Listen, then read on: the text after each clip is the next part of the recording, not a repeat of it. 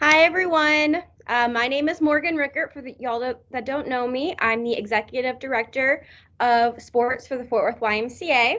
And I'm AJ McCleod. I'm the senior sports director for Airport Northwest and Northpark YMCAs. Yep, and AJ just joined us in July, so this is going to be our very first season. He came over from Lubbock, so if you want to share a little bit about what you've been doing the last few years. So I worked for the YWCA and I was a team director. I've ran a couple of Boys and Girls Clubs in Lubbock, and I'm excited to be a part of the YMCA sports program. So. Yep, we're happy to have him and happy that I'm not alone anymore, as many of y'all knew I was for a little while. So I'm going to go ahead and get started with the presentation. For those who have coached before, this is going to be a lot of familiar stuff that we're going to review. And then for new coaches, this is obviously going to be brand new for y'all. We are going to go through everything, and then if you have any questions afterwards, once you finish the video, please feel free to email us and let us know. We try and cover everything as in depth as much as we can, but obviously y'all are probably going to have individual questions afterwards.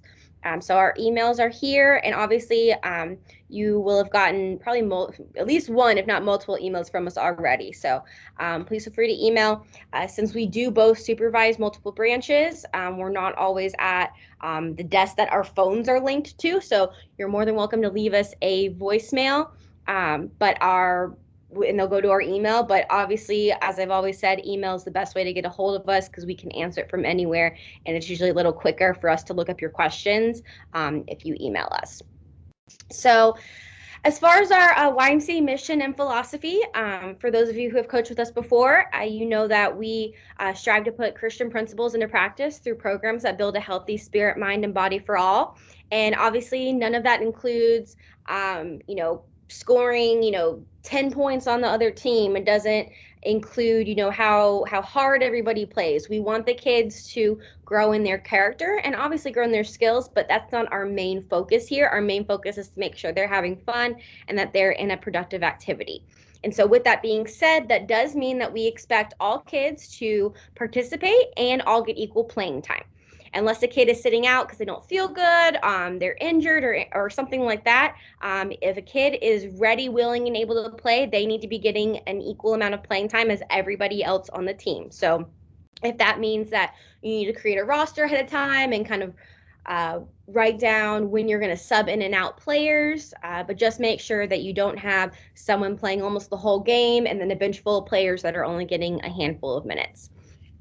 And then also, players should not be penalized playing time for missing a practice.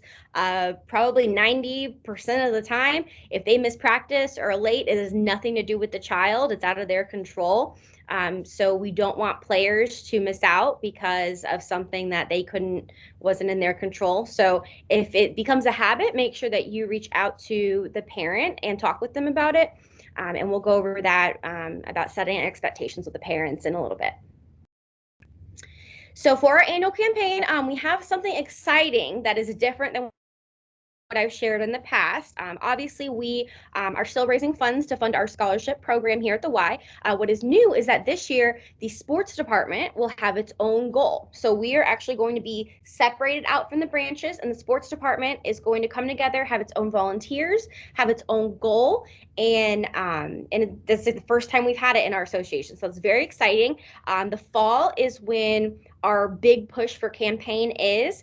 And so we are going to have opportunities for you and your teams to get involved, to raise money, to possibly win an end of season party, depending on how fast things we can get going. You'll see some jerseys that are sponsored, because those folks filled out a sponsorship application and they are donating to the campaign. So we'll have a lot more information about this going through the season, but just know, sports is in a very exciting time right now, being given our own goal, and we're excited to share that with everyone. Now, for being a YMCA volunteer, obviously, you guys are all volunteering your time. We remind the parents of this frequently, that this is not a full-time job. This is not a paid job. This is you doing this out of the kindness of your heart, which we very much appreciate. And so with that being said, the first thing that all coaches have to do is you have to have a clear background check on file. complete your volunteer application, the background check, and your concussion training on volunteer matters. The good thing is that once you complete the background check, it just renews automatically each year, so you do not have to fill that out again. Each year, I believe your profile is going to ask you to repeat that concussion training, but this is not like our old paper copies where you have to go in and fill out a new one every year. We do auto check, so once you're in the system, it makes it a lot easier to keep going. Now, we are not allowed to give you your rosters until that is completed. So a lot of y'all have already coached before, or you're new and you've already filled that out. But AJ and I have sent out the instructions for filling that online. So if you haven't done that, please get that done as soon as possible, because we're not allowed to give you your rosters and add you to it on Player Space until you complete that. So also remember that you are the example to the kids and the parents on and off the field. If you are yelling at the referees or yelling at the kids or just getting frustrated, they're going to feed off that. So just make sure you're always portraying a positive attitude, even if something gets frustrating. And we're also always encouraging the parents to be supportive. There should not be any talk about opponents' kids or anything else. I encourage the parents that before they talk about someone else's kid, which they shouldn't be, to think first if they would appreciate if someone else is talking about their kid like that. So we want to make sure that we have a positive environment out there and an encouraging environment. Always come up with a practice and a game plan for your team. So if that means that you set up some drills that you want to work on or some specific skills you want to work on prior to practice, come up with that. If you know who all's going to be at the game, go ahead and get your lineup set beforehand, so that way you know who's going to sub in and out at what time, and it makes it making sure that the players are receiving equal playing time a lot easier. And then also at your first team meeting of the season with the parents, make sure that you set your expectations for them. Let them know in practices what time to be there, what time to show up on Saturdays, and cover if they're going to be out of town for a practice or game, to let you know ahead of time so you can plan. And do you expect to do a snack schedule? Do you expect the parents to help during practice? Anything like that, just set it out from the very first day, so that way there are no surprises as the season comes up. Now, many of you will recognize our Sportsmanship of the Week award. What we are doing is each week we'll ask, after the first week and you get to know your players a little better, we'll ask coaches if they have someone on their team that they would like to nominate for displaying the YMCA core values during a practice or a game. Then they can nominate them, send us a couple sentences on why you want to nominate them. And then AJ and I'll go through each of our branches and pick one kid each week to be recognized as a Sportsmanship Award winner. Now, keep in mind, this doesn't have anything to do with how they played. So, you don't need to email us, hey, they scored 3 goals this week or something. It's, hey, this player was having a tough time and they helped them out, or we needed them to do this and they were a great player. Things along that line. The YMCA core values are caring, honesty, respect, responsibility, and faith. So think about that if they demonstrated any of those. And if you want to nominate someone, please feel free to. Just a reminder, we only recognize one kid per week, and so we'll do that before the next game. And it's not mandatory. It's just if you think you have someone, go ahead and send them in. And then we'll give them a little t-shirt, take their photo with their team, and then we'll send it out in the weekly email the following week. And then as far as practices go, for soccer, those are scheduled by the coach. So you are able to pick the day, the time, the location that works for you. We can begin practices on August 30th. So that way everyone can get at least 1, if not 2 practices in before soccer starts. For the sports complex, I will be emailing the coaches later on this week and letting them know what days are available and what times they can sign up for, and I'll handle the sign up for that. For the Northwest YMCA location, the Marine Creek fields, they are open. We'll send the coaches the information to get into the fields. Those are first come, first serve, so we won't, write down who's on which field or anything like that, but there is an abundance of space out there. So, you'll always be able to find an open area of grass to play in. And then as far as the all the other locations, that is up to you. You can practice at a local park, a church, if there's space behind the Y to practice. That's completely up to you and what's going to work for your group. And then for player space, for those who haven't coached before, this is our communication system, how we build our rosters, how we do our schedules. All the communication that we send throughout the season will come through player space. So we will send out a weekly email at the beginning of the week to all the parents, all the coaches, just letting folks know what's coming up, anything that needs to be addressed in the prior week, picture schedules and dates, anything like that. That'll be included in that weekly email. We'll also use player space to send out if there's a rain cancellation, if there's anything last minute that changes or needs to be addressed with teams. We have an option to send it through an email and a text, so that way you get it on your phones and can see it quicker. So we'll utilize that as well as needed. And then you will be able to, once you're added to your roster, you'll be able to see your team, their contact information. You can change your team name, which I will ask. Do not change your team name until September 3rd after the game schedules are published. When we're doing the game schedules, we have your team names listed right now by your last name. So it helps us a lot when doing the schedules to be able to see the coach's last name and who we're scheduling at what times. So just don't change your team name until after the game schedules are published. After that, you can change it, update it, whatever you need to do. Player Space also has an app, which is this blue square with a star in it on the App Store, which you can download and put on your phone. And then, like I said, we will have the game schedules posted by September 3rd. That's a week before the season. So just by the end of the day, you will get a notification from Player Space when they're published. So you don't need to email us about it. You will receive one from Player Space as soon as we publish them. As far as rules go, we do have our rules posted on our website, which is right here. It's our main sports page. It has all of our rules and then our calendars for the year and just kind of general sports information you need to know. Just some things that we wanted to highlight is that the soccer team limits, most of them haven't changed except for the older division. So for 3 and 4-year-olds, we're still at 4v4 with a maximum of 8 players. 5 and 6 is 6v6 with the maximum of 10 players. 7 and 8 is 7v7 with a maximum of 12 players. And then 9 to 12-year-olds, we've increased it back to 9v9 with a maximum of 14 players. So that allows you to still have enough subs on your team, but not too many subs where kids aren't getting to play as much. And then when you're on the field, on the sideline, there should be a head coach and 1 assistant.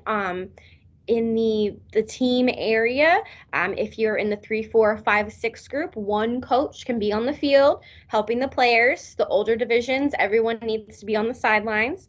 And then we do have coaches shirts if you're new to coaching or you need an extra one.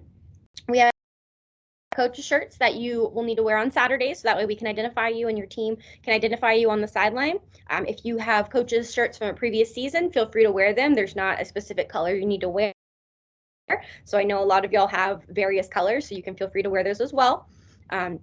Any playing of illegal or ineligible players will result in a suspension, and this would include any players that are playing in the wrong division.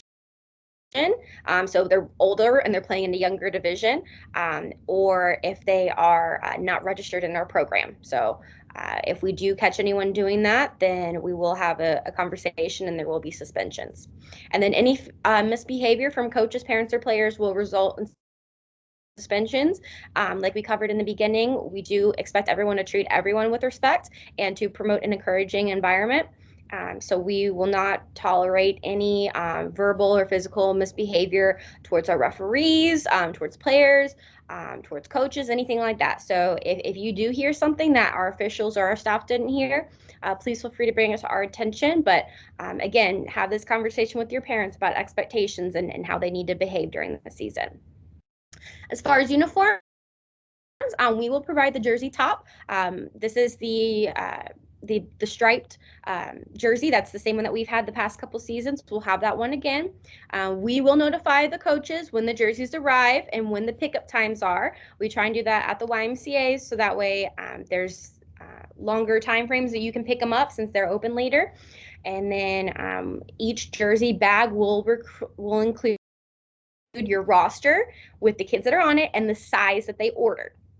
So please do not give a child a size that they didn't order, because that does mess up the entire inventory. And then if a kid registers late, then their jersey will arrive on a supplemental order. Usually we have to place at least 3 jersey orders for the season. So we'll get our one bigger order in, we'll get our second smaller order in, and usually the third one would come after the season starts for those really late kids or ones that transferred teams late. So we'll keep you informed about that, but just know we will email you when the jerseys arrive.